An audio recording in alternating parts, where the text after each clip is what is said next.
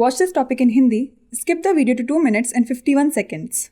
Hello everyone, welcome to another episode of Legal Update. Today's topic of discussion is State's duty to protect water bodies. First, let us see why is it in the news. Recently, the Supreme Court in the case of Mirza Abid Beg vs. State of UP and others observed that the state has the constitutional duty to protect water bodies within the state and to restore those water bodies which have been illegally filled in. Let's look at the background of the case. This case concerns an appeal filed by Mirza Abid Beg against a National Green Tribunal ruling.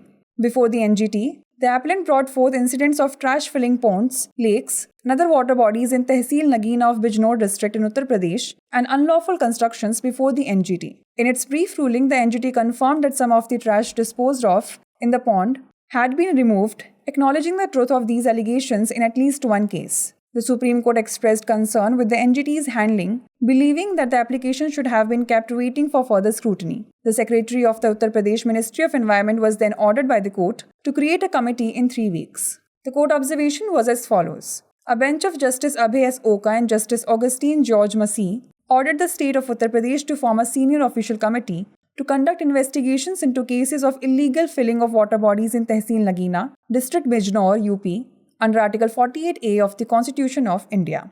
Let's know more about the Article 48A of the Constitution of India. This article provides the state's duty to protect and improve the environment, which includes clean water bodies. This article was added by the 42nd Amendment 1976 and places an obligation on the state to protect the environment and wildlife. This article, part of the directive principles of state policy, mandates that the state shall endeavor to protect and improve the environment and safeguard the forest and wildlife of the country. Although it does not explicitly mention water bodies, the general duty to protect the environment encompasses the responsibility to maintain clean water bodies as part of environmental conservation efforts. Let's now discuss a case law related to it. Subhash Kumar vs. State of Bihar, 1991. In this case, the Supreme Court held that the right to life under Article 21 includes the right to enjoyment of pollution-free water and air for full enjoyment of life. Before we wrap up, here's a question for you. Which article of the Indian Constitution mandates the state to protect and improve the environment and to safeguard forest and wildlife? Article 21, Article 48A, Article 51A, or Article 262? Send the answer to this question in the comment section. Like, share and subscribe for more such content. नमस्कार, legal update programme में आपका स्वागत है। आज हमारी चर्चा का विषय है जल निकायों की सुरक्षा करना राज्य का कर्तव्य। सबसे पहले जान लेते हैं यह चर्चा में क्यों है। हाल ही में मिर्जा आबिद बेग बनाम उत्तर प्रदेश राज्य एवं अन्य के मामले में सर्वोच्च न्यायालय ने कहा कि राज्य का संवैधानिक कर्तव्य है कि वह राज्य के भीतर जल निकायों की सुरक्षा करे और उन जल निकायों को बहाल करें जिन्हें अवैध रूप से भर दिया गया है। चलिए जान लेते हैं मामले की पृष्ठभूमि। यह मामला राष्ट्रीय हरित अधिकरण यानी एनजीटी के फैसले के खिलाफ मिर्जा आबिद बेग द्वारा दायर अपील से संबंधित है। एनजीटी के समक्ष अपीलकर्ता ने उत्तर प्रदेश के बिजनौर जिले की नगीना तहसील में तालाबों, झीलों और अन्य जल निकायों में कचरा भरने तथा अवैध निर्माण की घटनाओं को सामने लाया। अपने संक्षिप्त फैसले में एनजीटी ने पुष्टि की थी कि तालाब में फेंके गए कुछ कचरे को हटा दिया गया है और कम से कम एक मामले में इन आरोपों की सच्चाई को स्वीकार किया। सुप्रीम कोर्ट ने एनजीटी के व्यवहार पर चिंता व्यक्त की, यह मानते हुए कि आवेदन को आगे की जांच के लिए इंतजार करना चाहिए था। इसके बाद कोर्ट ने उत्तर प्रदेश पर्यावरण मंत्रालय के सचिव को 3 सप्ताह में एक समिति बनाने का आदेश दिया।